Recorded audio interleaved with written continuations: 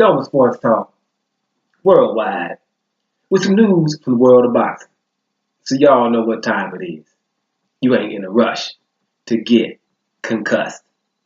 Now, super middleweight division, close the borders.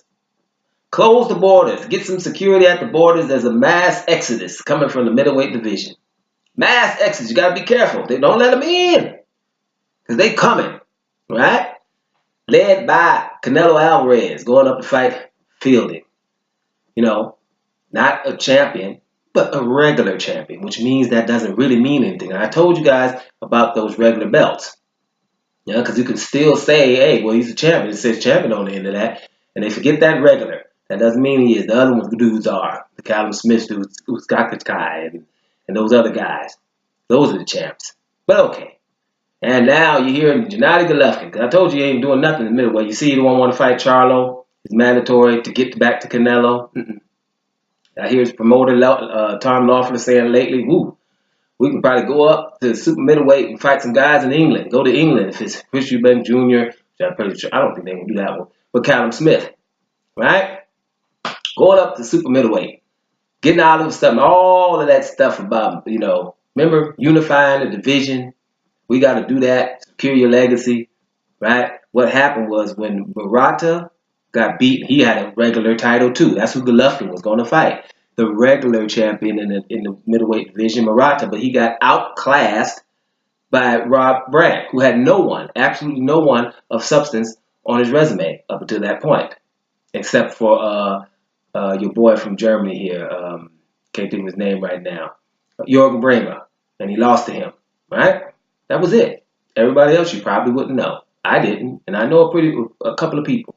So I'm just saying, got outclassed by him. So they were trying to do that. Now they come lately, and I told you that they don't want to have the Charlo fight because it doesn't make sense. Even though it's a mandatory fight, Charlo was a champion at 154, and he's a mandatory. It's been mandated. What part of mandated we don't understand all of a sudden. All the other mandated dudes who was all of a sudden was cool. So this is the kind of thing that's going on right now. And, it just makes me know, what's happening. And it leads me to your boy, Daniel Jacobs, the new IBF champion, right? Daniel Jacobs. Daniel Jacobs should be in the top 5 pound for pound. Right now. He should be in the top 5 pound for pound. Right now, right? If things were going the right way they should be going, for a lot of reasons. First one is to make these other guys have to fight him because, he's renowned for being something, for the things he's done already. People have noticed them and you put him somewhere. You have empowered him like you've done Canelo. Canelo is number 2 pound for pound on some lists right now, not lower than number 3 on any of them. If it's WBN, Ring, we know he's going to be in Ring magazine, right? We know that. But that's what they've empowered the guy. They still got Golovkin number 4 right behind him. Right after that. And after knowing that Golovkin is not going to fight Charlo or anybody, that he was trying to fight Murata and now he doesn't want to fight anybody. After knowing that Golovkin wasn't going to fight anybody on May the 5th, all of those mandatories that were there ready to fight him on May the 5th with at least 8 weeks notice. If it was, we know all the names. Jacobs at the time. Derenchenko. He's got stripped of the IBF title for not even fighting Derenchenko. They would have fought him then. Demetrius Andrade offered to fight him, and then he said, no, we're not fighting any southpaws. Then Demetrius Andrade said, well, shoot, I can switch up. Fight orthodox. We're not doing that either. Charlo, still, we're not fighting him. They even said at that time, what has Charlo done? Act like Janet Jackson up in here. Lately. Played it on him. Right? Like Charlo ain't nothing. Man, Charlo and his brothers are double trouble. Boom, boom, boom, double trouble. Right? Double trouble, man. Right? Two twin brothers, and they both champions. But one went up because he ain't going to fight his brother. Went up, and, he's a mandatory now. None of that we're doing. So we're going to have this mass exodus to a 168-pound division. You're going to have to let your boy, Daniel Jacobs, be high on the pound-for-pound list because that way they would have to fight him. If they don't, then you have to start stripping people. Like Canelo has been rewarded, right, with a big deal with this new app, The Zone. He's got a big deal, right? you know, and he doesn't have to fight in the middleweight. He's not going to even fight in middleweight. We don't know if he's going to fight there anymore. He tied Golovkin in the first fight, and they gave him the nod in the second fight. Most of us think, and I'm serious when I say most of us think he lost that first fight, right? In the second fight, he probably tied Golovkin. Now, Golovkin's fault is he needs to be talking to Abel Sanchez and say, listen, dude, from now on, you just need to shut up. Because of your narrative before the fight, talking about he needs to fight so-called Mexican style, which does not exist in the first place, because you told him to stand in front of me, right? And he did. People think because he did that, he beat me. Stand in front of me does not equate to a win. It means you got some heart. That's what it means. You were competitive, but you still didn't win the fight. You look good in it. You tied him. Or even if you barely beat him, Golovkin was the champion. So you still shouldn't have got it. So Golovkin, let's make sure we get this right. Canelo, you were 154-pound division. You rehydrate real high all the time. I'm talking about real high. Rehydrate all the time. 154-pound division. Left that. Didn't want to fight all those guys that are still there. The Charlos were there then. Right? Demetrius Andrade was there then. So you leave, go fights at 155 and fight the Amir Khans and Kirklands and all that stuff of the world. And so he leaves the 154-pound division is not the best at the division. He was not the best there. So he fights at 155, which is not a division, and we celebrate that. Right? Then he comes to 160 and only fights Gennady Golovkin, which is awesome. Right?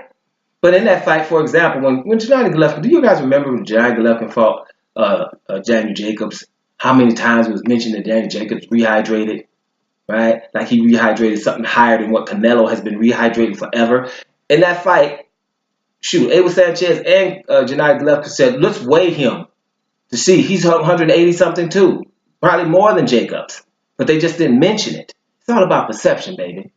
Right? So all this stuff is ridiculous. And all I'm saying is Daniel Jacobs, right now, right? What does he do? He fights your boy Gennady Golovkin, arguably beats him.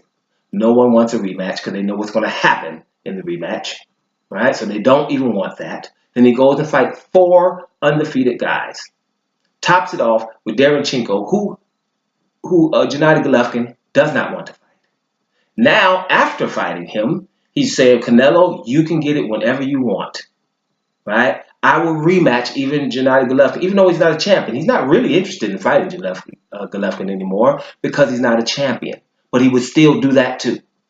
He's not going to get no calls. And here's the one that I like the most because no one else is doing it. It's like the Luis Ortiz of the middleweight division. He wants to fight Charlo. Right? I don't want him to because I don't want these 2 guys to eliminate themselves before getting one of these other guys. I do not want Daniel Jacobs versus Jamal Charlo until either one of them has fought Canelo and or Golovkin. Before that, no elimination, and you're making it easy for these guys because they're getting paid way more than you guys, and people think that they're better than you guys, and well, they don't really think that you're better than you guys, but they're trying to sell them to people who would like to think that they're better than you guys, and we got to stop it. So don't fight each other. Stop arguing. Get along.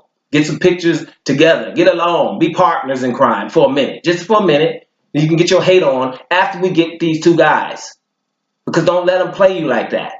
Got you 2 brothers arguing and stuff like that because but they won't fight you. But then they're higher than you guys in the pound for pound list without having to deal with you guys. Stop it now, right? Fight these guys first. And watch, you'll see. That's why they rolled it up to 168 because it's a little bit easier up there for them. That's what's really going on. And I hate to be this pessimistic, but why? I'm just telling you what I have been seeing, and I have not gotten anything wrong of late. And here's the deal: you 3 or 4 people that come in here. I'm still asking you. Y'all know I got a wrong hat. Big old wrong on it.